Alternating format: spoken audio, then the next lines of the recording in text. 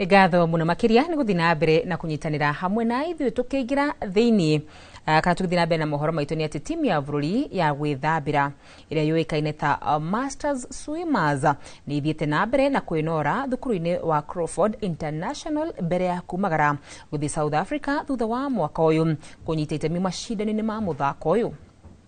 Timu ĩno ĩrĩa ĩna athaki 17 ĩratanywo kumagara kuma bũrũri-inĩ wa kerĩ kiumia gĩũkĩte gũthiĩ mũciĩ-inĩ wa Johannesburg kũrĩa mbĩtĩka ici igathanganĩrio.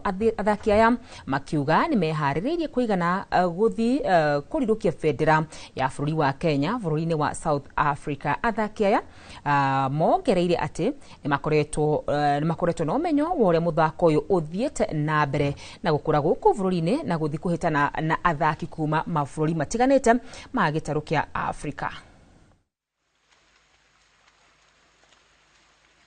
I really appreciate my company, the Kenya Civil Aviation Authority, for sponsoring me.